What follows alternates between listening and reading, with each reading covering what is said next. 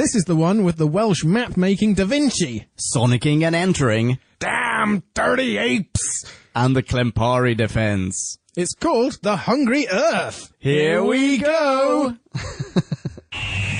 We're still on our endless voyage. All through time and all through space. With Slovene and Angels now. Dalek, Cybers, Uden, wow! Tennant, Smith and Eccleston. And Capaldi, he's the man. Doctor Who is cool again. That was Russell's master plan. Who back when? Reviewing all new Who there is. Who back when? Subscribe and rate on iTunes, please. Rose and Donna, Amy Pond, Rory, Martha and beyond. Join us on this odyssey. What other choice could there be but Who back when? Who back when? Ladies and gentlemen, welcome to another episode of Who Back When, a Doctor Who podcast. May I compliment you on choosing our podcast tonight? What excellent taste you have. You must admit to a little bias. No, yes, okay. I'm just gonna enjoy this moment, podcast land.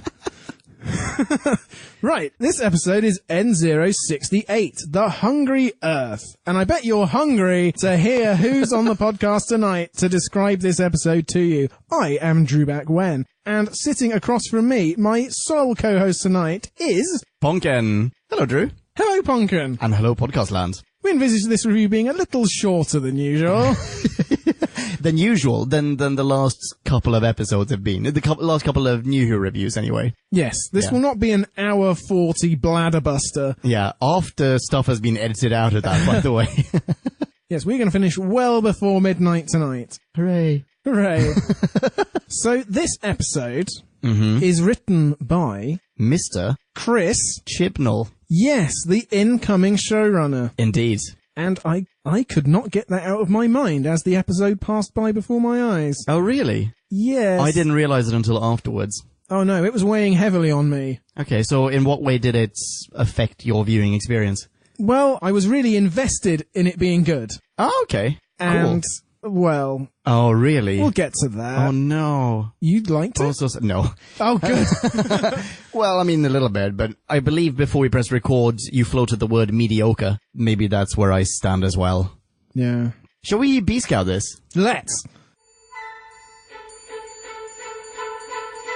Time for us to synopsize, Slurpify and summarize. so take a view And grab a brew. and listen to this overview, this free-for-all. We like to call a bite-sized chunk of Who.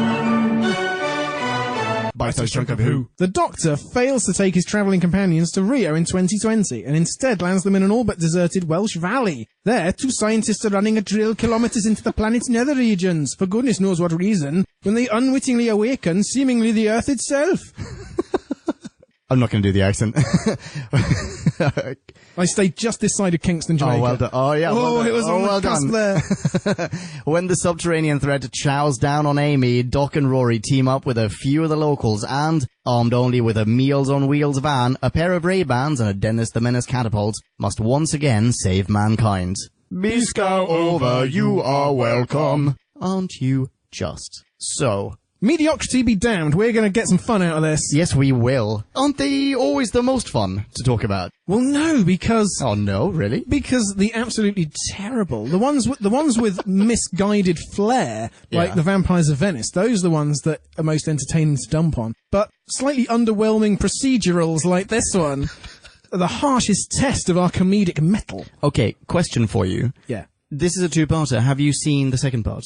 I had never seen either of these parts. Back in 2010, I was a month away from getting married, so I didn't see any television. Wait, so for Doctor that Who wasn't whole- a priority in your life? Is that what you're saying? Well, we did plan on having the season finale broadcast over the reception, but there was a World Cup match on our wedding day, so we couldn't risk having a television in case, all our friends turned over to watch another thrilling 0-0 draw with Costa Rica or Honduras or wherever. Right.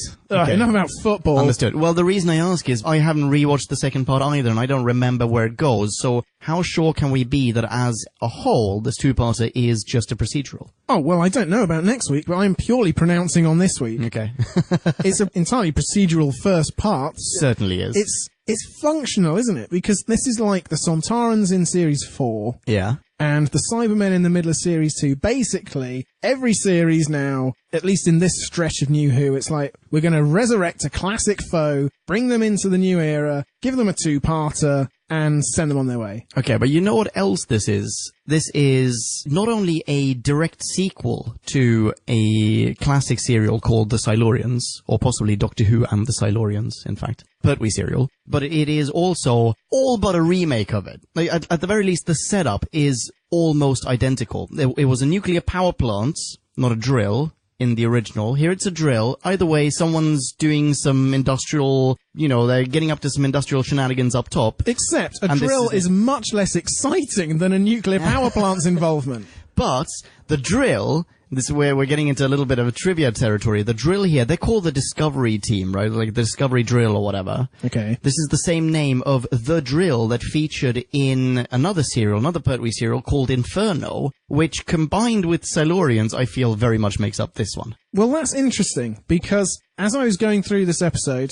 a lot of the notes I was making were, this reminds me of a bit from another better episode.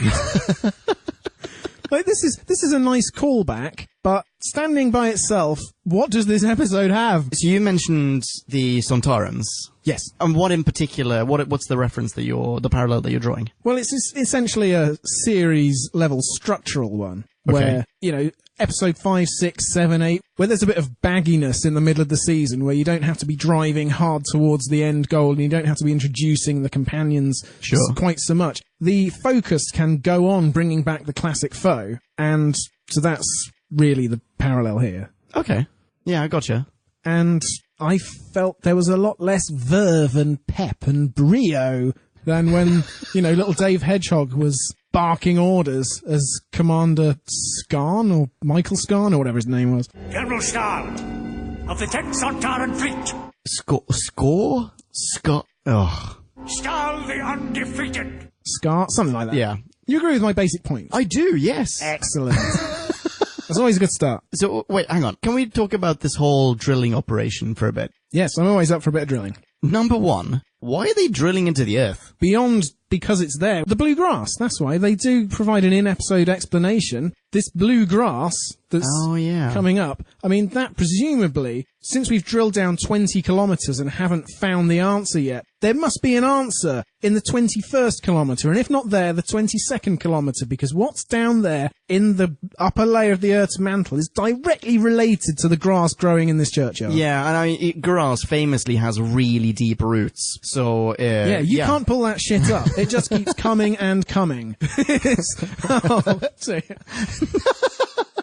That's question one. Question two. Yep. If there had been stinging nettles with roots going down 20 kilometres, I'd have believed that. Those fuckers are impossible to extirpate. But if that's the case, I would like to see that I can well imagine seeing that sort of setup in a Doctor Who serial in the future, but then I expect the foe to be plant-based. Then I expect, the roots to actually, or the plants to have an actual role in the story. Oh, in this case. like in Dr. Terror's House of Horror. A plant like that could take over the world. Yes. JD must never watch it. Oh.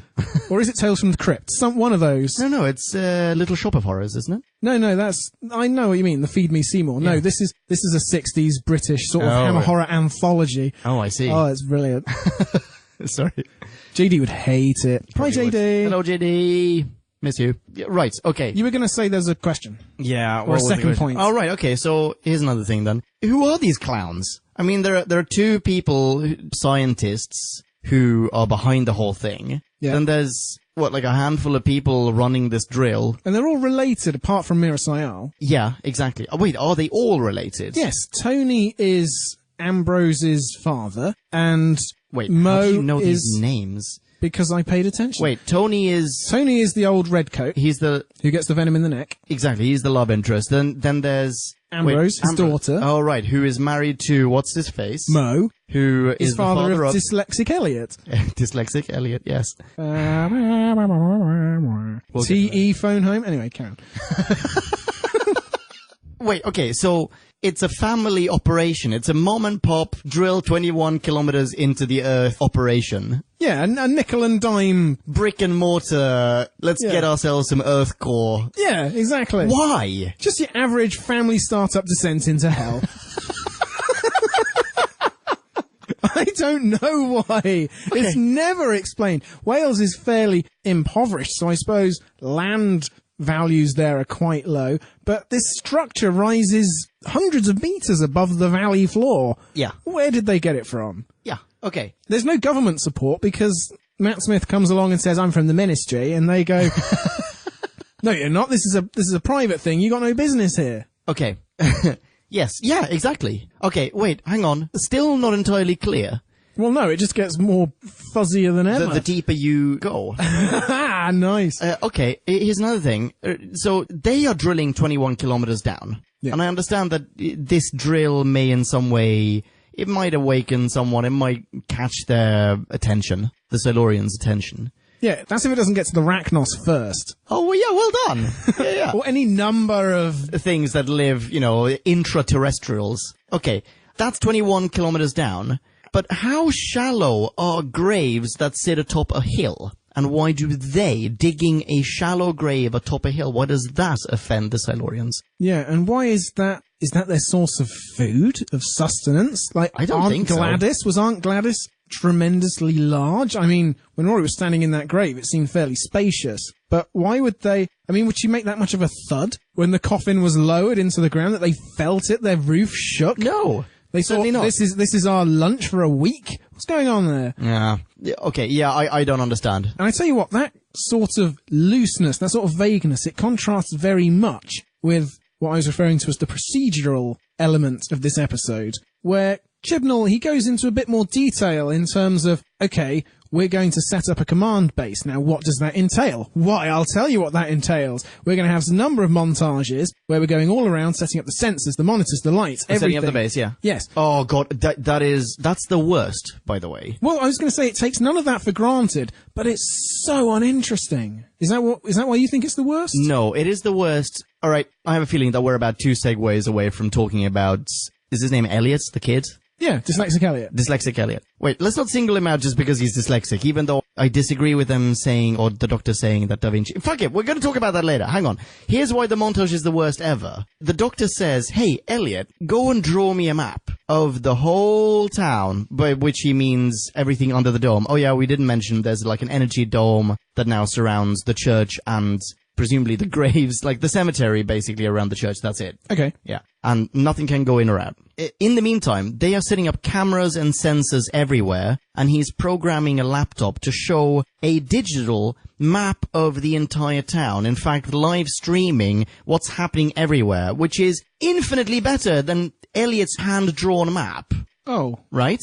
Yeah, and So so all the information Elliot puts on that map is unnecessary. Yeah. The doctor already has that in his head. Yeah, Doc gets the kid to draw a map that is entirely useless as he already has the computer rendering with cameras set up all over the place. In real time! Yeah. He doesn't need the kid to do anything. And then after we're treated to like 3-4 minutes of set up cameras and sensor montage, the electricity gets cut out, and those 3 minutes are rendered null and void. And does he then resort to the hand-drawn map? Oh! No. Oh, because that would have tied it all together. That's the only reason. It was that close. It's the only reason we need him to indulge this stupid kid. Again, not stupid because he's dyslexic, stupid because he fell for the doc's trick of draw me a map.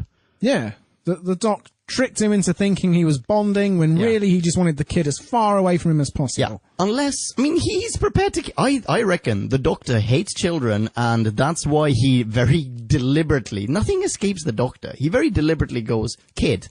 Go and get your headphones. They're crucial to the plot.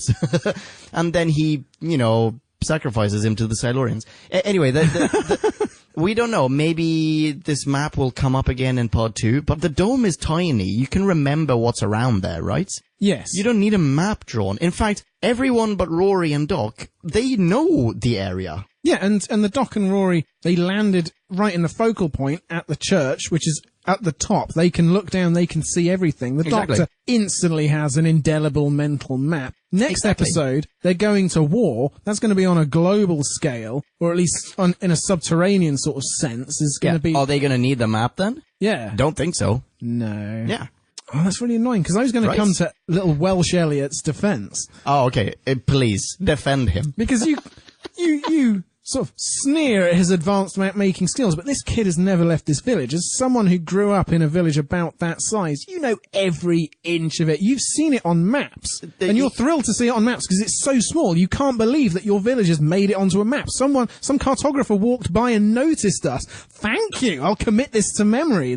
There is nothing wrong with that map. That map is great. Well drawn, Elliot. Well drawn. Useless map. Entirely pointless. It doesn't even qualify as a plot device. No. Right? And it could have done so easily, as you say. Yeah. The Doctor could have had, like, a Welsh mining lamp on. There'd be plenty of them around, and he'd be like, well, I do have one light, ka-ching, and I do have one map, flap. And then here's the thing. Maybe that'll happen in part 2. Maybe, but he's underground. The TARDIS has been buried alive. So is Elliot, right? So maybe Elliot still has the map, and they're gonna meet up underground, and he's gonna go like, how do we get up? Where do we emerge? Oh, let's look at this shitty map that this kid drew, even though I have a photographic memory and I know exactly where everything is anyway. Yeah, let's do that. And thus, Elliot's existence on Earth, or indeed below it, is justified. That would be cool. I'm sure everybody else has rewatched part 2 before listening to this. So either they're going, yes, well predicted, or, well, you obviously watched that already, or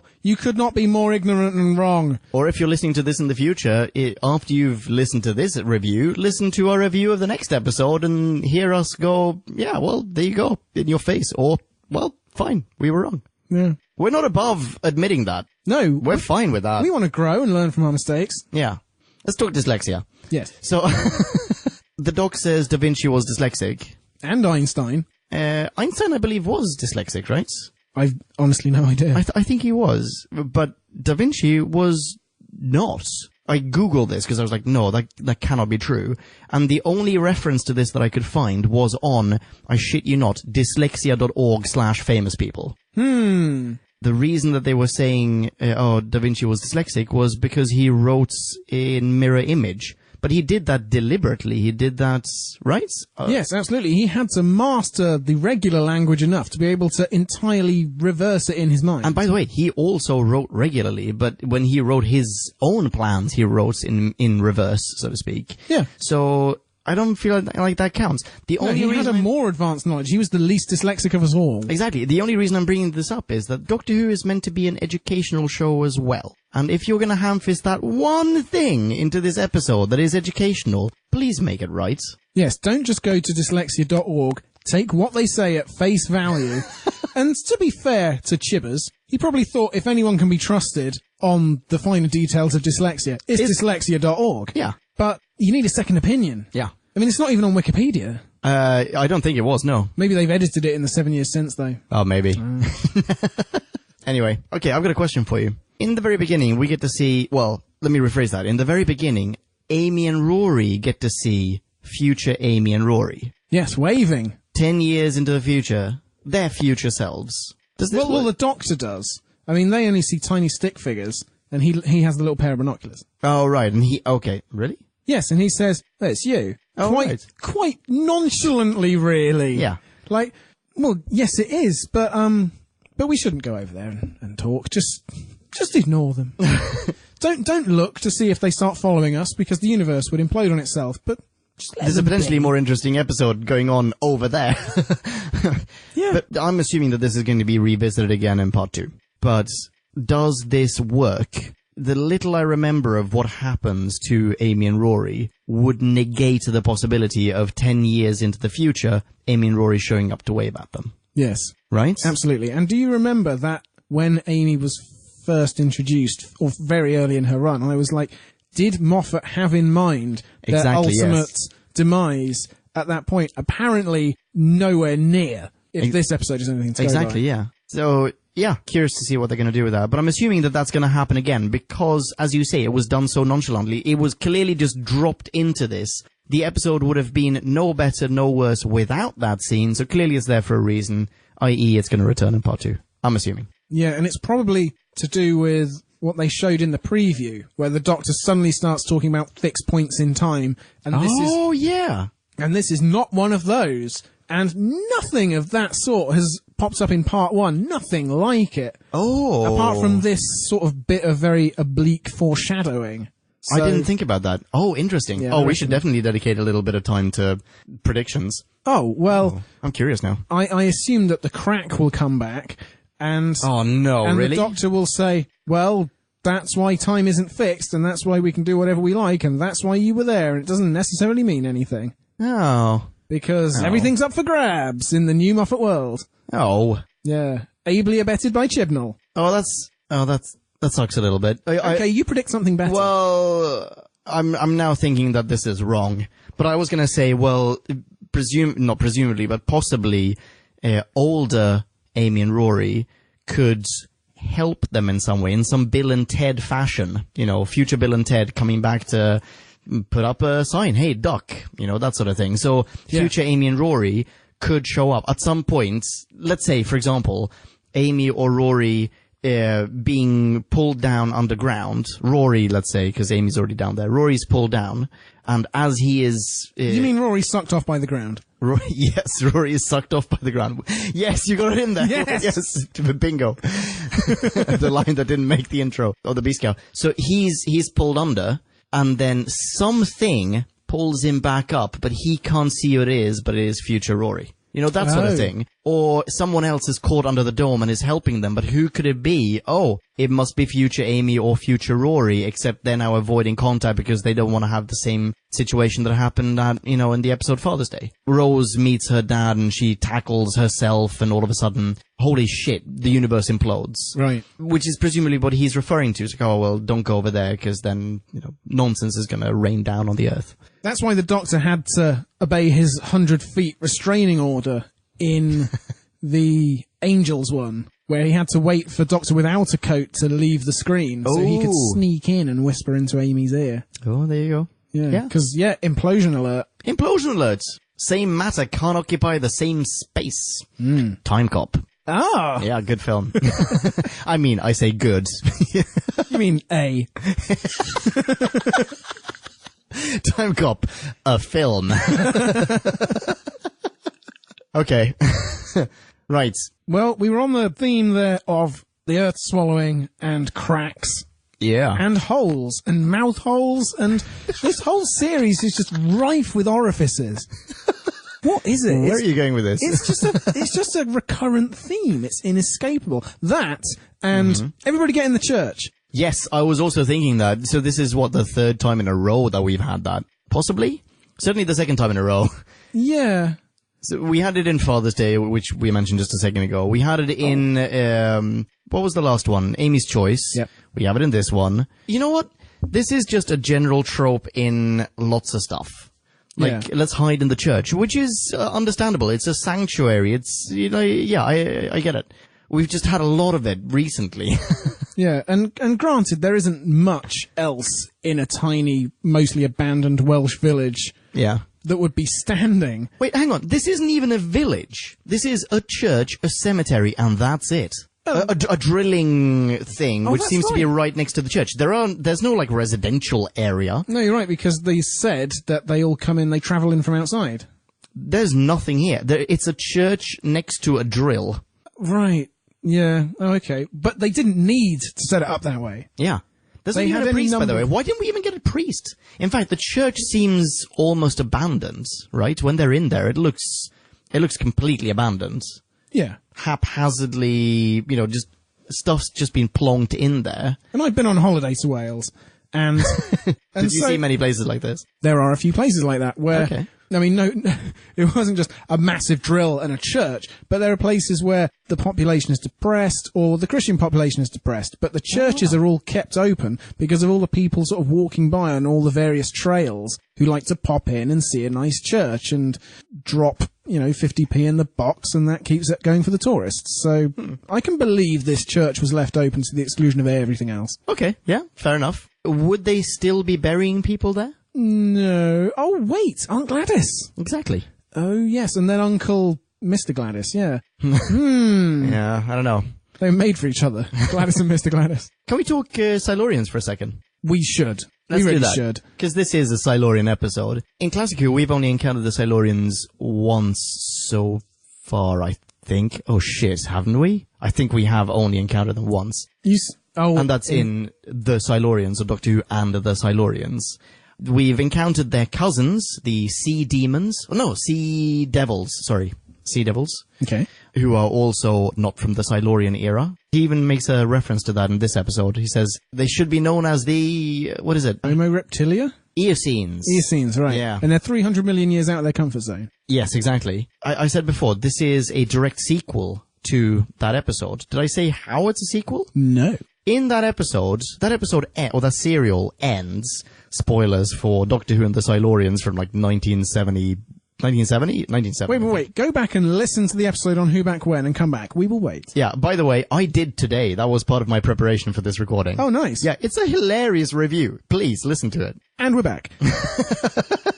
So that serial ends with units detonating some explosive at the entrance to a cave where the Silurians are. The Silurians, the remaining surviving Silurians, it's basically to seal them in. The surviving Silurians, they go into hibernation, and they go, we're gonna go into hibernation for 50 years. That was 1970. This episode is set in 2020. This is exactly 50 years later. Oh, wow. Cool, right? That is really cool, yeah. So this is, in my mind, this is a sequel to that. And the Silurians who are awakening now, they are the Silurians that went to sleep in that Pertwee serial. Except they're very different. So, for instance, the original Silurians had a third eye in their foreheads, with which they could do all manner of Deus Ex Machina shit. Right. They could open doors, reprogram computers, kill people, fire lasers, build doors, openings in walls, rebuild walls. Oh, wow, so a Sonic / laser / Minecraft eye. Yeah, exactly. Nice. So they've done away with that eye. Well done, by the way, because that eye was really annoying. But then they've also added that crazy tongue that like whips, what's his face, the chap? Tony, and gives him some sort of disease. Yeah, tasty-necked, green-veined Tony. However, I did say that this is also kind of a remake of that original one, because in the original one, the Silurians, they spread a disease. They have a virus, and they intend to kill off all apes, all humans, with this virus. A Silurian transmitted disease. And in this one, we get to see one of them infecting Tony. Yeah. So maybe this is the beginning of that pandemic. However, in another lack of joined-up thinking... Go for it. They should just be waking up in 2020, shouldn't they? Exactly. Just happenstance. But instead, the stupid dirty apes on the surface have to set it in motion with a really hackneyed, trite, obvious device. Yeah. Which has been used or bettered before in any number of different media. True. Yeah. Including Doctor Who itself. But do they actually awaken them? Because it seems I feel like they should. And according to Classic Who, some Silurians are waking up right now, like in 2020, right? Yeah. Well, maybe I will... These dudes have a whole society. They have a whole city underground. Yeah, I was going to say, maybe I will suspend judgment, and we will see the society half woken up, and in the process of still waking up, and they will explain that some of us woke up, and then we heard that our life support systems were under attack in a massive coincidence. Yeah. And so, yes, now this clumsily comes together rather than just naturally grows organically from the end of the last serial as a sequel. I don't know. But for the moment, it still stinks of mediocrity. The Doctor does say that they are a different branch of the species. Sorry, I've just checked my notes, and he does say this. He did say that instantly before. I know exactly how long their venom glands will therefore take to recharge, even though I've never encountered this subspecies before. He says that? Yes, it'll take 24 hours, I'm very sure. How does he know that? He doesn't. I missed that line. Yeah. He absolutely does not know that. The Silurians have no venom glands as far as I'm aware. Yeah. Or he's aware, rather. But he's still going to take their mask off and get right up in her face. These Silurians look very different. They are streamlined as balls. They look... Actually, wait, I'll take that back. They are streamlined exactly like balls are not. Like, they are... they are... They glide through pants. These ones are incredibly, like, just aerodynamic and sexy and cool. Yeah. Right? They leave balls tumbling in their wake. Whereas I listened to the review of the Silurians only today. We refer to the original Silurians as a pile of foreskin. That's what, what? I mean, presumably, that's what they looked like. presumably they're still reptilian and green. They're brownish. Brownish, oh, Yeah. okay. So, Do you want to see a picture of them? Shall I show you a picture of original Silurians? I'm imagining they're sort of big, clunky Komodo dragon types. No. Hang on, wait. No? Okay. They you went a go. different direction. Yeah. Oh. The top one. Wow. That's like Groot. Yeah, sort of. Or Groot's cousin. More of a cousin to Groot than... No, Groot's more of a cousin to them than the modern Silurians are. Yeah. Oh, dear. Yeah. Yeah, so these look very different, is my point. Anyway. That is shockingly different, actually. Right? Yeah, but I mean, Put an actual comparison shot on whobackwhen.com this time. Okay, unlike when you didn't for shit. Mr. Nainby. Oh, didn't. Damn it. You're right. I didn't for Mr. Nainby. Oh, well, you know what? Maybe you're listening to this in the future, podcast land, and I've since rectified this oversight. Yeah. Yeah. Nainby. I'm gonna fix it. But yeah, I mean, I guess you have to say as well, like, different resources, different methods of creating TV prosthetics and so on. It was the 70s, like a different era of TV productions. Okay, so let's compare that to... The Daleks have always looked the same. Yeah. Space tanks with plungers. Yeah, I mean, Cybermen look wildly different now to how they did before. Well, the Mondasian Cybermen go back to the original, Yeah, but the Mondasian Cybermen are only the Mondasian Cybermen to harken back to the original visual of the Cybermen. I mean, yeah, like the Klingons without the head grooves that, we don't talk about that. That's yeah, exactly. Except apparently we do now in Discovery. Yes. Oh, really? Oh, Yeah, well, I mean, we don't talk about it, but they have them again. Anyway, so throughout the long run of Classic Who, did Cybermen evolve towards... Yes. Yes. Yes, they did. But they only evolved towards it as the BBC gained a higher budget for this particular production and, makeup became more advanced. Okay, so now my next question is, did the Silurians come back later on and look more like modern Silurians, but you just haven't got to them on Classic Who yet? They do definitely reappear. I mean, I'm going to look them up again. Hang on. Yeah, they don't look that much better. Here you go. Oh, they're fishier than before. Yeah. Oh, no, that's not it at all. They are recognisably fish rather than reptiles. Yeah, exactly. So they've jumped a whole... And there's definitely, I mean, They've jumped I a don't whole... know. It's not kingdom, is it? Because it's the plant and the animal kingdom. What is it? Phylum. They've jumped a whole phylum. Well done. The woman who plays this Silurian, the one that they capture, I can't remember what her name is. The actress is called Nev McIntosh. She's the same actress who later portrayed Madame Vastra. Yes. Yes, she is. I recently saw her in Ripper Street. Awesome show.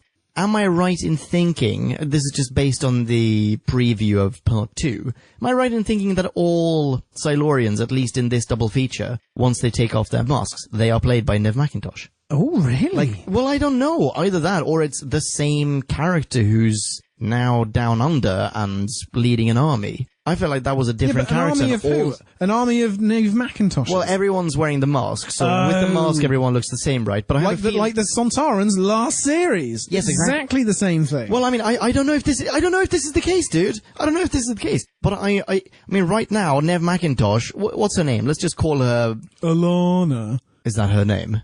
No, it's not Alana. Is it? Christ. No, hang on. I have a note on Nev McIntosh's name in this episode. Oh, really? Because of her accent. When she says it, the Doctor's performing his monologue, he's not getting anything back. He eventually gets her name out of her. And she says, in fact, would you like to soundbite it? Oh, I would. Alea. So, Alaya, or whatever she says. Okay. She starts off with a really strong accent. I'm the last of my species. And Okay. for a while, I could soundbite not place... Well, you just did. Oh, yeah. For a while, I could not place where it was, and I thought, are we going to have a rather old-fashioned, sort of unsavoury rendition of I am an ancient species from Mother Africa, the cradle of life? Oh, no. Yeah, and that's what I thought this was going. And then, after a few minutes, her accent became much less stilted or mannered, and she just started talking almost normally. And it's a very strange few minutes. Oh, I hadn't thought about that. I'll re-listen to the scene as I soundbite it, so okay. And if I am wrong, please take out the last 5 minutes of our podcast. We are talking sort of questioningly about a lot of things in this episode. So I think one thing this episode did quite well is it didn't give the entire game away, There was a long time where you had no idea who the foe was, if you hadn't seen a preview. Yeah. Not even in the title is it given away. The Hungry Earth could be about anything. Yeah. Agreed. Finally, well done, because normally they screw this up. Yeah. And well, I mean, normally. And compare that to the Rise of the Cybermen, where you open on Roger Lloyd Pack going, Cybermen, arise!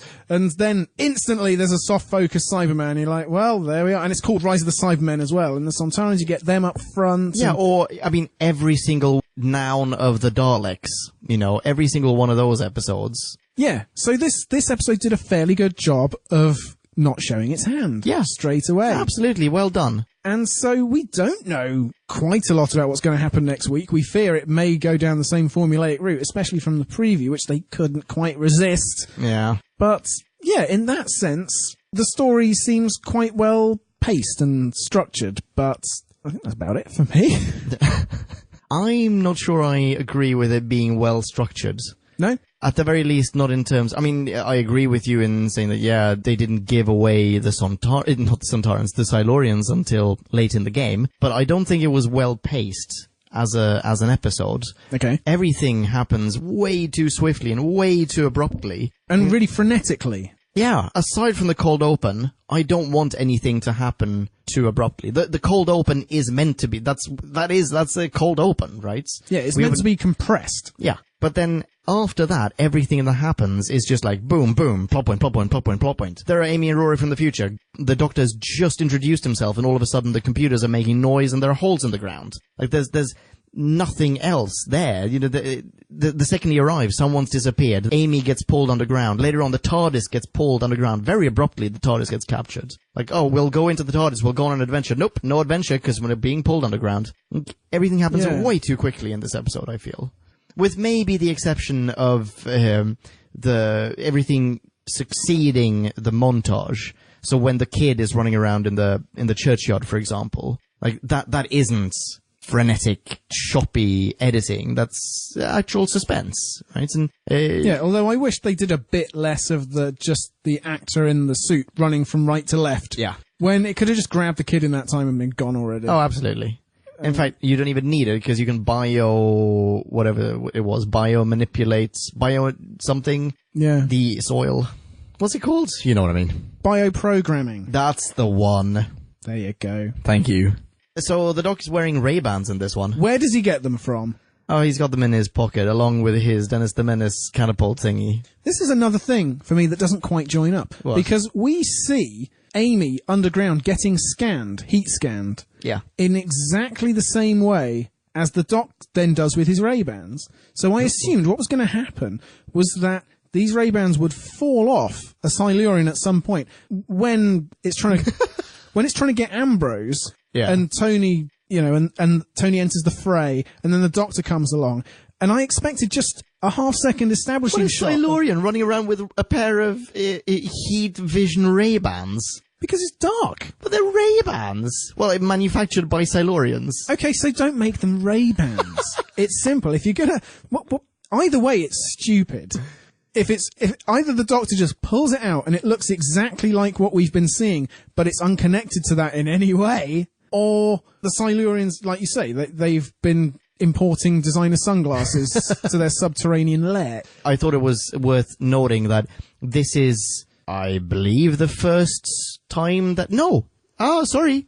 The second time that the Doctor dons a pair of... what are they called? Oh, when you said the Doctor dons, it got me so excited for a second, and then you went a different way. The Doctor dons. No, not Donna. No. What are they called? Wayfarers? Is that what they call that model? Whatever. So, I have no idea. Where's Nick when you need him? Patrick Troughton wears a pair of sunglasses like that in one serial. I can't remember what the serial was now. But only that one time. I did not expect you to call out Petrow. I thought it was going to be like Tennant was trying to look cool one day. I don't remember Tennant ever wearing them. I don't think Eccleston ever did. But Patrick Troughton definitely wore them. I think there's a screenshot on the respective episode of, on whobackwhen.com, but I can't remember which one it is now. But I think it's the one where he goes to Atlantis, Underwater Menace. I think the Underwater Menace. Okay, so potentially another callback then. Maybe. But I was going to say, yeah, so there is that, but he just wears sunglasses then to sort of blend in. But then later on, when we get Capaldi, he is wearing the Sonic sunglasses. Do you remember? Yes. Mostly reviled by Oh, fandom. yeah. Oh, I hated them. Everyone hated them, right?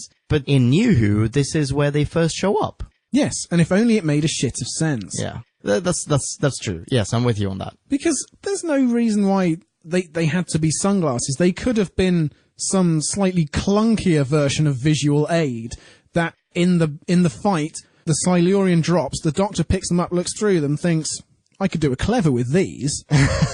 Yeah. And it all ties together rather than, well, I've just got this in my pocket and for no reason, this is going to follow. This episode, like you say, it seems structurally weak because it's just a sequence of scenes. That's the thing, yeah. There's where the great episodes flow sequentially and they look forward and they call back and, okay, maybe that will happen a bit more across the parts, but within this one part, it was just like, here's the thing, and this happens, and then that happens, exactly. And they're over there, and they're over there, and they're coming up there, and so, yes, sequence. Very episodic. Yeah. Yeah. And I sort of get how that keeps you off balance, and it stops you being able to predict what's going to happen, but there are better ways of doing that. Sure. There are episodes where that is done better. So in part 2, what needs to happen in order to rectify this? Can it be rectified? Well, at this point, it's a completely different ball game, isn't it? Because I like what they've done with Alea setting up, one of you three is going to kill me. And blatantly, all the signs point to Ambrose at this point. I mean, Tony had a look, and he's got a reason, because he's going all veiny. Yeah. It's not going to be Rory, unless it's to barter for Amy's life or something. Yeah. And she's like, ha ha ha, I'm going to kill Amy now. And then Rory mans up and clubs her on the back of the neck or something. Yeah, but you think that's actually going to happen, though? Well, I don't know. She's not going to die. No one's going to kill her. Well, but she says that they might. I just thought of something. If someone's going to kill her, I reckon it's Ambrose. Well, so did I, but then I thought of the reasons that the other two had as well. But do you remember the setup with the weapons when she's putting bats, a rifle, and a stun gun? Yeah.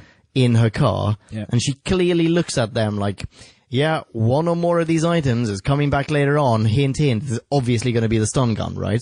Yeah, they might as well have done the James Bond, wah, wah, wah, wah. Yes, exactly.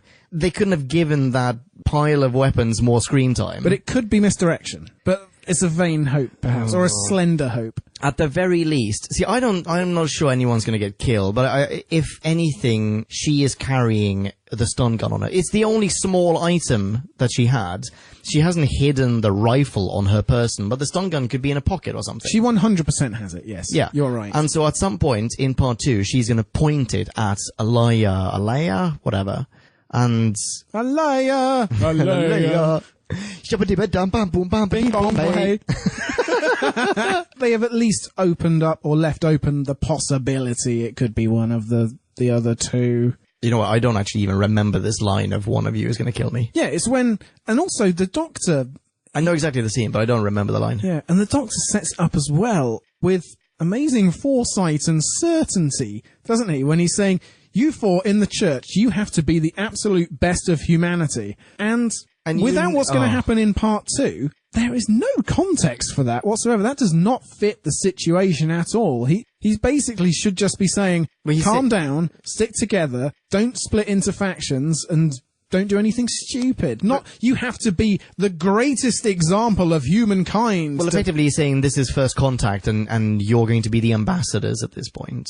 Right? Yes, but they're not, because he's the one going down. Yeah, that's true, but he doesn't want to go down. He doesn't intend to go down, does he? Oh, wait, he does. Yeah, where else is he going in the TARDIS? Yeah. He's clearly going after He's Amy. going to the Shadow Proclamation to get their, myriad forces. Oh, I don't know. No, he's going to go and get Amy and, what's his face, Mo. Yeah. Which... So either way, he's going to the giant underground city. He's just rocked up in a slightly different bit of it. He's closer to his destination this time than he was with Rio. Yeah, you're right. So, yeah, that's a lot of, sort of tension and excitement for very little outcome. What did you think of Mira Sayal in the TARDIS, and Mira Sayal in general in this episode? And who is Mira Sayal, for people who don't know? I don't know. I recognize her, but I don't know where from. Enlighten us. While IMDb says she is known for Doctor Strange. She was in Doctor Strange? I don't remember that even. Yeah, but that's just the highest grossing thing she's been in. She was, Dr. Patel. She had as big a part in that as Nina Wadia had at the beginning of this series as the doctor in the hospital, basically blanking Rory and not listening to Rory. She's in Paddington 2. What she is most famous for, or what she came to my attention as, was as a part of the comedy quartet behind Goodness Gracious Me. Have you ever heard of that? I don't think so. Who are they? It was sort of a breakout comedy series for South Asian people in the BBC. It's like, Goodness Gracious Me! And that was a big break, and she's been in loads of stuff from then. She's been in the Kumars at number 42 as Ummi, and basically she's great, and she's comedy royalty. And I think her role is a bit underwhelming in this episode, because last week, Marie and Jim were like, Mir Sayal, Mir Sayal! And then this week I was like, oh, Mir Sayal.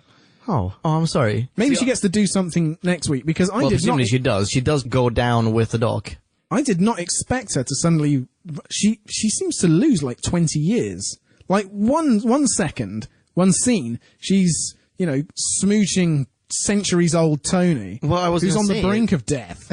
Well, I was going to say, isn't it because of the smooch? Oh, maybe. I hadn't thought of that. It's holy shit, this is a whole new phase in her life that's about to start. Also... She's running away the night before her wedding. Also, this is a person who is kinda romantically interested in some dude, and their entire lives just revolve around drilling into the earth for no apparent reason, and all of a sudden lots of sci-fi shenanigans are happening around them. Wouldn't you also suddenly lose 20 years? Yeah, that's true. Yeah. And I suppose it's a parallel to what happened to Amy, isn't it? I could settle down and be domestic at this point, or I could go off on an adventure of indeterminate length. Yes, but the comparison isn't 100% analogous, because in her case, in Amy's case, it's like, well, she knows nothing but that relationship, and now something new and exotic is happening, whereas here, possibly, she's been alone for a while. At the very least, she's not been in a relationship in the most recent past, and all of a sudden this dude is kissing her. It's like, hey, like you didn't know that I was totally besotted with you. Bingo bongo.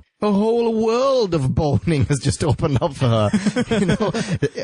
Of course she's happy. Everyone's happy. I'd be happy. Of course she's happy. I'm not 100% convinced that she welcomes Tony's advances. Oh, really? I wonder if she kisses him back afterwards. He kisses her. She goes, Tony, you have an erection. And he goes, like you didn't know. And then she kisses him again. Oh, okay. She's clearly happy about this. They've been working together, they're good friends, yada yada. Okay, she's seen his drill. Yeah, she's seen how deep he can drill. And other double entendre. Yeah, okay. I thought that maybe it was her way of saying, alright Tony, cool your jets for maybe half an hour and... Let's save the world first, and then we can talk about this. Yeah. And then once you've calmed down and you look a little less green, then I can let you down easy, but... Okay. All right. Well, we have different relationships with her because you remember her from growing up.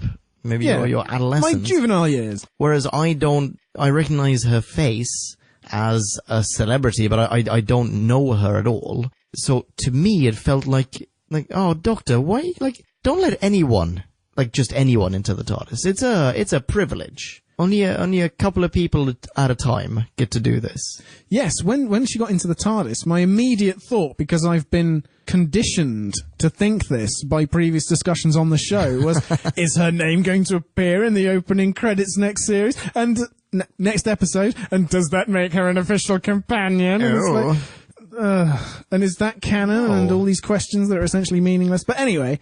Well, they didn't dematerialize, and I think unless they do... In part 2, JD would tell you that, no, that makes her not an official companion. So they have to dematerialize. I think so. I think you need to travel somewhere in the TARDIS and... They've travelled 21 kilometres downwards. And, I was about to say, stepping into the TARDIS and the TARDIS then being kidnapped. They need to do that. Yeah. I see. I can't just take off like a rocket at the end of the episode either. That's ruled out too. Oh, it's so complicated. I mean, this is just what I remember JD saying at the time. I don't know if this is true, but sorry, JD, I don't mean to doubt your words, but what sprang to mind was what's it called? Kill the Moon? Is that what it's called? Oh, yeah. Do you remember? Yeah. When Capaldi Doc just brings this random girl from Clara's class. That was one of the first things we ever talked about on the podcast. Yeah, it's just like, no, why do you do that? No. Don't just give that honor to anyone. No. We all get this honour? Millions of us every week. We're privileged. Why can't it be extended to some in-universe people? No. Cheapens the whole concept, doesn't it? Yes, it does. It dilutes it. You know, you want to talk about an overused concept? Oh yeah, let's hear it. In the cold open. Yeah. We're coming up to 21 kilometres. 5, 4, 3, 2, 1. How did it make you feel? Well, I thought, okay, that's the countdown over, is it? No, it's not. They're coming up to the surface. It'll take about 12 minutes. What about now? 9.5 minutes. 8 minutes? Can we get a timer on that? Great. 3, 2, 1, 0. Keeps moving. Keeps moving. And I thought to myself, well, maybe that's just them emerging from the ground by 6 feet. Like, we'll see their pods. And so you can go to second -1 or whatever. But no, they haven't come through the top layer. They very specifically say that later on. I know, I was thinking about that as well, because it just shows that he's not very precise with his timings, as in with his estimations. He gives a rough estimate of they'll be here in whatever it is, 21 minutes, 17 minutes or something. Yeah. The reason that it sprang to mind was that in parallel with watching this, I was also watching the next classic serial, Frontier in Space, in which there's one scene, this isn't a spoiler, I'm probably not going to bring this up in that review, but there's one scene where someone tells the doc over radio, we will dock with your spaceship in 5 seconds, and the doc looks at his watch for like 3 seconds and then puts it away. It's just like, wow, time means nothing in this show. you know, it's about time travel, but it means very little. And he's a Time Lord. He doesn't know how long a second is. He can't go 1/1000, 2/1000. Oh, but it's also like, someone said to you, like, we'll be there in 5 seconds. Are you actually going to check, like, so what time is it going to be then? Just so I know. Just so if they take 6, then I can say, your estimates are extremely rough. Sorry, that's for the next classic, but anyway, so yeah, for that reason, I was also in the mindset of, oh wow, his control of time way below par. Yeah. And also it takes him quite a long time to work out that it's going to be 12 minutes. I had worked it out way before he started doing his wavy handy nonsense. Well done you. It's the numbers, isn't it? It's the numbers. All right. I've got some trivia if you're interested. Oh, yes, please. Numero uno. This is from IMDb. I'm going to read this out. It goes, Chris Chibnall echoed classic imagery from the John Pertwee era. The Discovery drilling project was reminiscent of the eponymous experiment in Season 7's Inferno, while the force field the Silurians created around, Kvumtaf? Is that how you pronounce it? Good enough. Oh, wait, good enough. I thought that was a correction of my pronunciation. No, it's pronounced good enough. It was much like the heat shield around Devil's End in the Season 8 finale, The Demons. Very true. Actually, if it's Cumtaf, that sounds like Wales Welsh. It can't be Cumtaf. No, whatever. Chibnall also suggested that the Silurian guns could bear a marked resemblance to those wielded by the Sea Devils. I see, so Chibnall is extremely derivative. Well, I'm looking forward to his era. I don't know about derivative. It's an homage. It's an homage. So he experiences great joy in wallowing in the rich, established universe of Who. Is that what you're saying? At the most charitable interpretation. I'll go on to another piece of trivia, also from IMDb. The audiovisuals story Endurance, where Nick Briggs plays the Doctor, is a story not too dissimilar from this 2-part story. Oh, really? I don't know which came first, though. Okay, last bit of trivia. The working title for this episode was The Ground Beneath Their Feet. Okay. That's I prefer The Hungry clunky. Earth. I prefer The Hungry Earth. Yeah. The Hungry Earth is actually a perfect Doctor Who title, isn't it? Yes. It really is. Not one that's basically been written by Salman Rushdie. Then it really would have been even more derivative. Goodness sake. I haven't read that, actually. While we're bouncing between episodes... Go for it. When the guy is reaching into the earth and you see his hand scrabbling around, that reminded me of the hand mines. Ooh. In... Is it The Magician's Apprentice? Is it Yes, it is, isn't yes. it? Yeah. And, okay, so that came afterwards. Yeah. But it did give me a little thrill. Yeah, to maybe think someone of it. just was watching this episode upside down and they went, oh, good idea. I made a note of that scene as well, actually, but for a different reason. I wrote a layer of soft soil less than an arm deep. And the reason I wrote that was, how the shit can anything exist on top of it? How can you walk on it? How can you build a house on top of it? It's not load-bearing soil. It's just a little hole. It's just a little tunnel upwards. You know, in the midst, between the concrete pillars and pilings and all these foundations. Okay. Yeah. All right, no, that checks out. That's fine. Okay. I'll redeem myself by pointing out something positive. When they first arrive in Not Rio, the Doctor says the ground feels strange and he starts to jump around, which is an incredibly charming scene, I think. A really nice touch. And later on echoed with Capaldi. Oh, yes. When they go to... In fact, it's that shitty Kill the Moon scene, isn't it? He wants to figure out what's the gravity, and he's just jumping around and being, like, just annoying to everyone in the room. Yes. Yeah? Yes, that's right. Which is really nice. I like that the Doctor does these things every now and then. I think Tennant used a yo-yo at one point, right? Or wait, is that Capaldi as well? No, I can't remember. Someone uses a yo-yo at one point to check the gravity. I think it's Tennant. Yeah. Oh, it's probably Capaldi now. Damn it, I can't remember. Sorry, podcast land.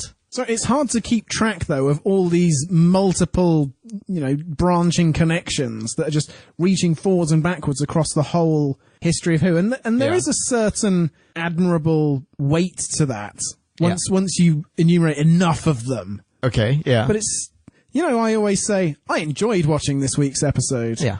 Oh, did you not? I actually didn't this week. Oh, no, I'm so sorry. It actually started to drag. Well, that's really sad, because you seemed really upbeat and positive for the past hour. Oh, another thing. Okay. When he says, if you turned off the drill, why can I hear drilling? Yeah. What do you think that reminded me of? Oh. I'll give you a little time to think about it.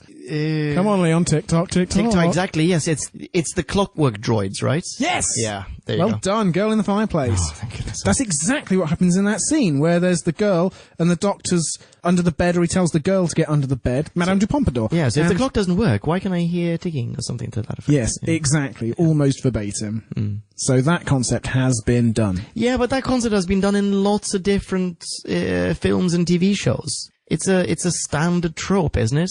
If you blew out the candle, why can I still see a flickering? If you close the window, how come the curtains are blowing? There are lots of situations like that. Wait, that's not my hand you're holding. There are lots of... Yes. Okay, but this is such a close repetition of it. And, Okay. when you're rating an episode, as we will soon be doing, Yes, we will.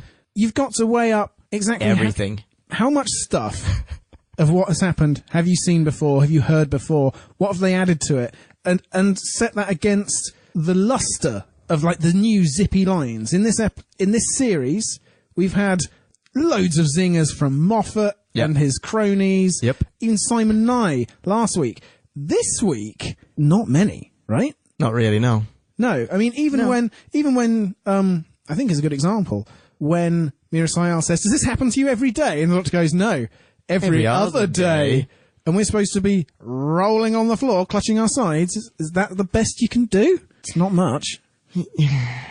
Wow. I literally just wrote down my rating, and now I'm thinking I probably gave it too high a rating. Maybe I'll revise it in a second. Do you have any other notes that you want to bring up? Yes, there was a good thing I liked, which was the kid wants to go into the city. Okay. And he asked the Doc, do you ever miss where you came from? Oh, yeah. And I think that before the Doctor tries to get rid of Elliot forever, to sacrifice him to whichever boogeyman is walking by. Deliberately and unequivocally. I think that they bond well together in that scene. That the two actors appear to interact very honestly. Yeah, agreed. And I like it. And that was a nice bit. Yeah. And having come from a tiny village, as I've already said in this episode, yeah, I miss it too.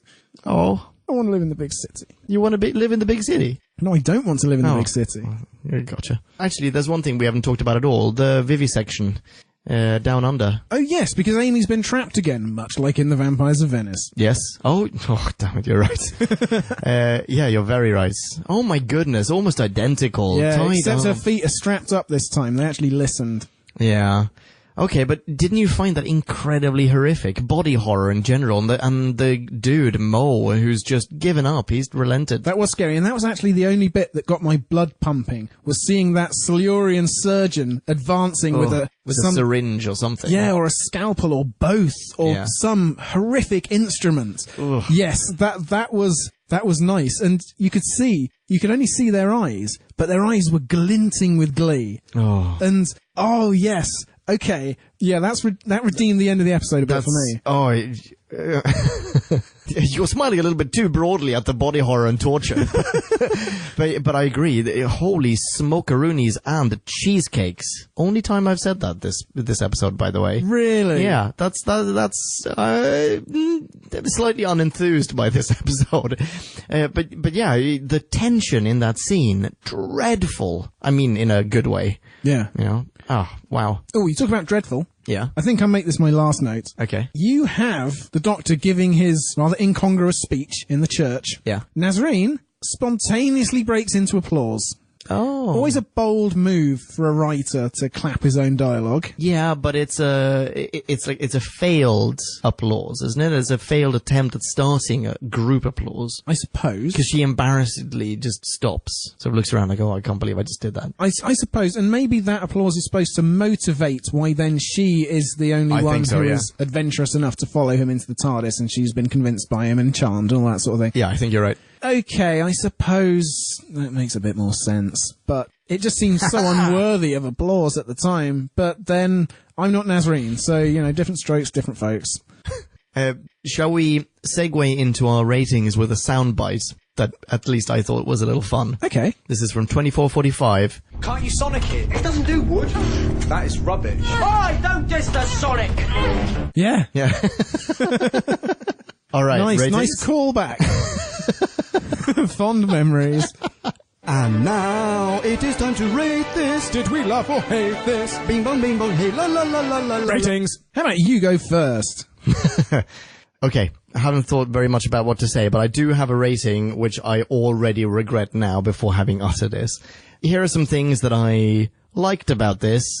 After over an hour of berating this episode, maybe I should say what I like about this.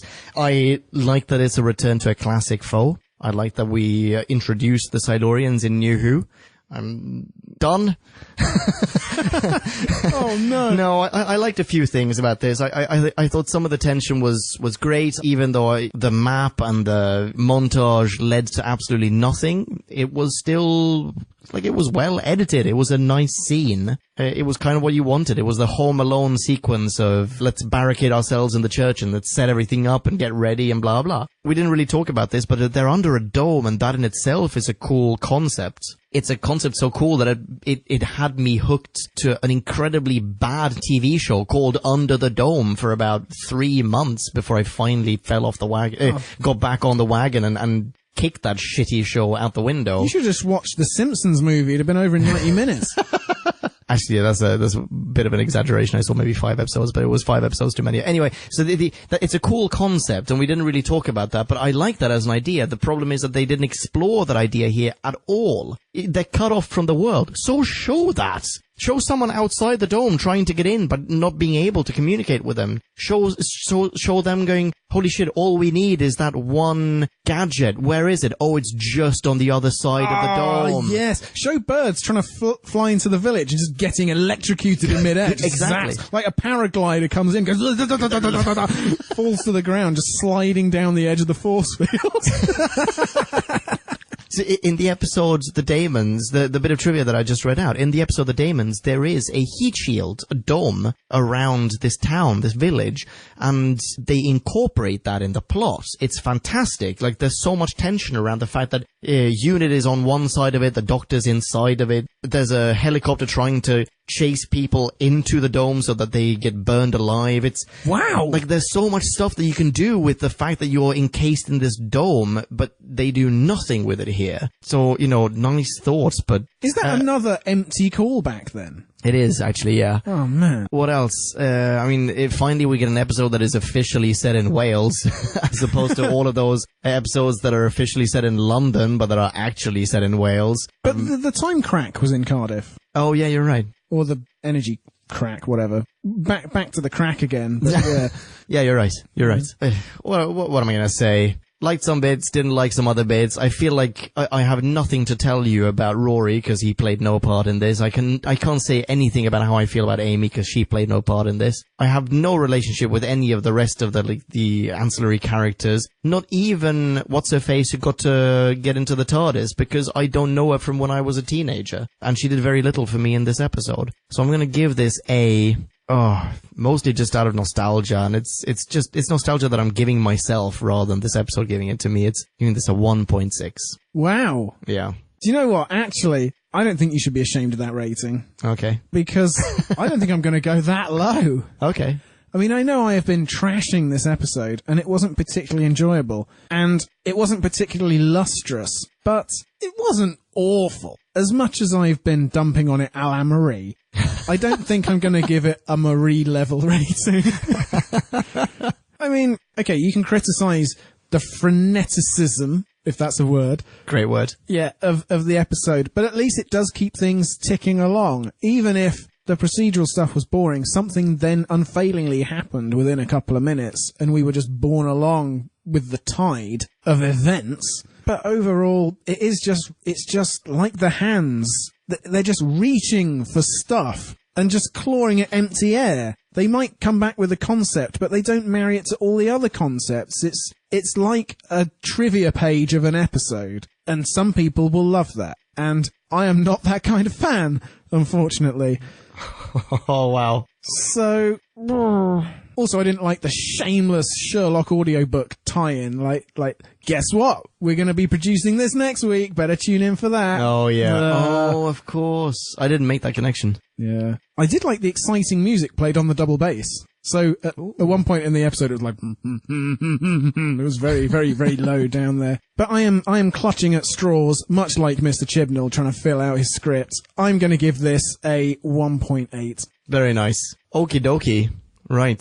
Oh, P.S. Why is he reading the bloody Gruffalo? Because, I don't know, brand recognition? Maybe the BBC was busy producing their adaptation of the Gruffalo at that time or He is something. a grown man. He's reading it to his dyslexic child. Why is he... To teach him how to read, to try and encourage him to keep reading. Why is he reading it at work? He's reading it before he goes on shift. He's reading it at work. Oh, later in the episode. At work. Yes, he is. Yeah. They didn't have a library. The mobile library failed to turn up that day because it got disintegrated in the force field. There's like a pile of librarian ashes, quarter of a mile north of the church or something, blowing into sheep's faces. I don't know. Listener minis? Let's. Listener minis. Okay, so this week we're opening with Michael Ridgway. Ridgway. You get worse at that I ruin every it. week. I'm so sorry. Anyway, Michael. Hello, Michael. Michael begins Under the Dome meets Predator. Ooh, Under the Dome. Nice. Yeah, terrible show. Not you too, Michael. Things Michael liked. The Silurians, with and without Predator masks, look excellent. Kudos to the makeup and costume teams. And Amy and Rory waving to their older selves was interesting. Yeah. Do you want to take part one of the beefs? I will. The beefs. Doing all that in 8 minutes. Are you f***ing kidding me? I'm gonna have to bleep that.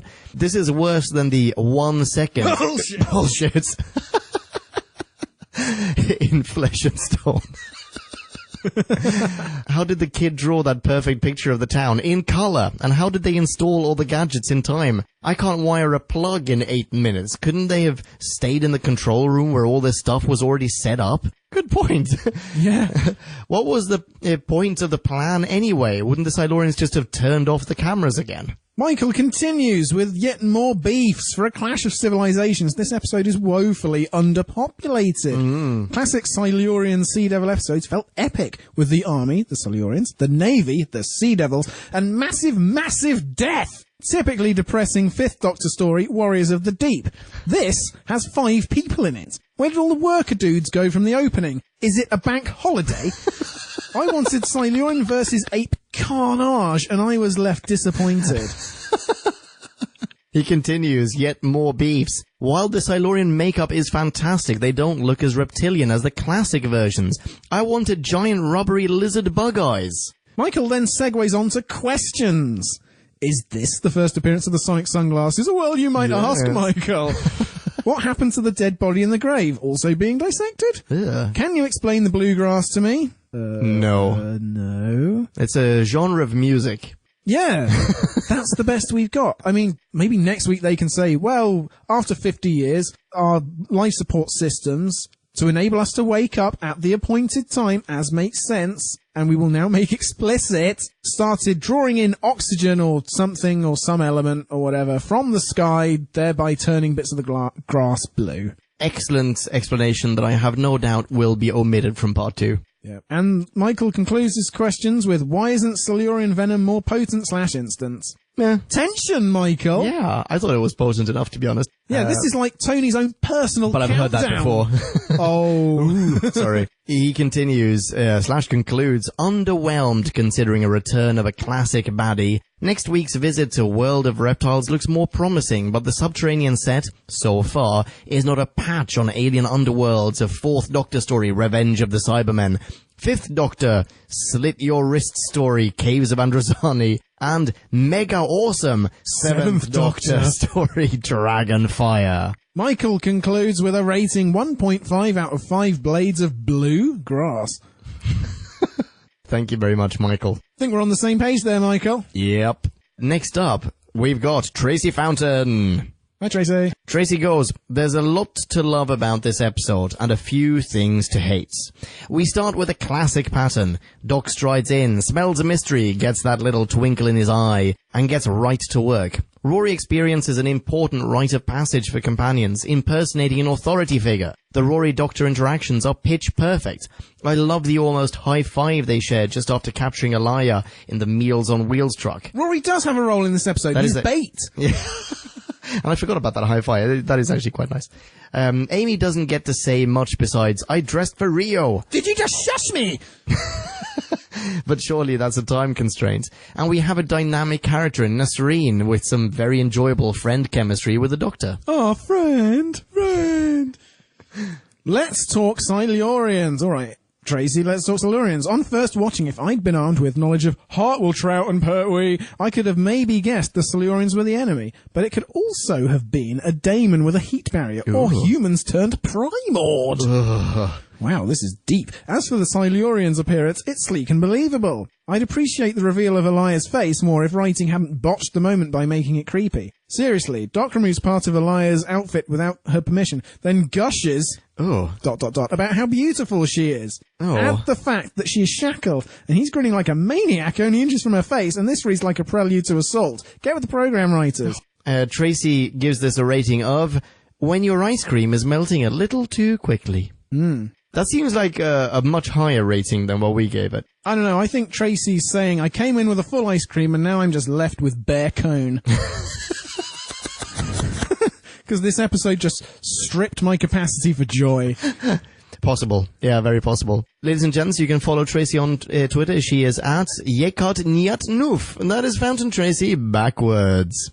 Our third and final listener mini review is from Kyle Rath. Hello, Kyle. The sinister super spy himself. Kyle begins, 3 years from now, and 21 kilometres under the surface of the quaint Welsh countryside, our future is waiting. Rory and Amy are there, and so are Rory and Amy. However, as our intrepid touristas find out, the beach in Rio is not always bluer on the other side of the gravestone. Chibnall's gothic horror light reintroduction of the Silurians' Eocenes does a decent job of building up the suspense initially by sashaying past and occasionally leaning on some of the more reliable horror fixtures. Number 1, creepy church and cemetery. Number 2, action and heavy breathing in the darkness. Number 3, real live monsters with tongue. Number 4, an endearing kid with a personal challenge. Smith's Doctor in cool thermal sunglasses that I assume also have a sonic feature, dials up the weird alien to new heights, and Nev McIntosh simmers brilliantly as Alaya. I imagine a side story where Eleven and Nasreen Chaudhry go off being science-y all over the universe. I still don't know what he is looking at on the sonic screwdriver when he takes a reading. Actually, that's a good point. There was a lot of sonicking in this episode. There was a bit, yeah. It's like 5 or 6, and there would have been more, except he was thwarted. Oh, I know this bugs you, doesn't it? I like it. I like it. It was a bit too, Matt Smith is very good at taking readings off the Sonic, though. As in, wielding it in front of him, like looking at the Sonic from different angles. Yeah, he's got a sort of scientist beady eye about it, but, you can have even too much of that. Yeah, okay, yeah, fair enough. Carl continues. Sadly, not a lot for Rory and Amy to do this time out, except wave at themselves like idiots, or wobble around ham-fisted scenes about engagement rings. If my review is a bit rambling, then I'm sorry, because I'm making perfect sense. You're just not keeping up. Yeah. Oh. I'm saying because I can see his rating. Oh, yes, and that rating is 3.2 out of 5. Oh my god. Curiously, the village remains sinkhole-free, while a 6-inch device proves to be inferior to actual wood. And then Kyle slyly says, I don't trust Ambrose. Oh. So that's who his money's on. Yeah. All right. Fantastic. Thank you very much for sending in your mini, Kyle. People of Earth, you need to follow Kyle on Twitter. He is at Sinister Super Spy. That's super without any vowels. So Tony's been licked in the neck by an alien. Well, not an alien. Why isn't Rory, as a nurse, showing any interest in it at all? Does he know it yet? Has he seen it? Has he not seen it happen? Are they not all standing in the church doorway? Oh, yeah, you're right. But he hasn't seen the infection. Oh, I suppose. I But think Tony's standing there clutching it. Is it not his nursely instincts I to think go over Tony's and be like, can I have a look? I think Tony's just like George A. Romeroing it. He's just like, ugh, no, nothing to see here. I'm completely He's fine. Amy Sandhanding it. Exactly. Oh, for goodness sake, that's another freaking callback. I've had enough of this. End of episode. What have we got next? We have, on the New Who front, we have part 2 of this, which is called Cold Blood. That's right. The next classic Who review is going to be of Frontier in Space, which I'm still watching, and it is awesome. And that's about it. Oh, you know what else Mira Sayar has been in? No. Broadchurch. Oh, yes, of course. Yeah, part of the Chibnall family. Oh my goodness, you're so right. Yes, of course. Okie dokie. In the meantime, people can follow you on Twitter, right? Yes, they can. You can dig me out at DrewBackWhen. Excellent branding. You can high-five me online as well. I will high-five you right back. I'm at Pumpkin. If you can't spell that, get a friend of... Use a Ouija board. Yeah, if you can't spell that, then assuredly 90% of your friends are already following Ponkin. Otherwise, why are they worth having as friends? Thank you so much. You've been a great audience. Catch you in the next one. Rock on. Be rad next to each other. And ciao. Toodaloo. Kablamo! Did you enjoy the show? Then please do what the cosmos compels you to and spread the gospel of Who Back When. Tell your friends. Don't have any friends? No problemo. Tell some strangers. Like us on Facebook. That's facebook.com/Who Back When. All in one word. Are you on Google Plus? Then find us on Google Plus. That's plus Who Back When. And when you do, tell us why you're on Google Plus. Who Back When just got its very own Twitter account, no lie, so give us a follow. You guessed it, that's at Who Back When, all in one word. Check us out on SoundCloud, vote us up on Reddit, listen to us on Stitcher, and head on over to our website, whobackwen.com, where you can leave a comment, submit a review of your own, and peruse our visual index of aliens, monsters, and more, which increases in kablamos with every episode. And lastly, give us a rating and review on iTunes. Not only would it make us super chuffed, and it really, really would, but as thanks, we will transmigrate your iTunes nom de plume into the credit list of trailers for fake Doctor Who audiobooks produced by Who Back When. Have a poke around our bonus episodes to make more sense of that. That's it. Rock on and be rad and excellent to each other. Catch your earballs in our next classic Who review, New Who review, or, still funny, Audio Who review. Ciao. Who Back When? Bing bong, future Ponkin here. /dogpost. Bing bong.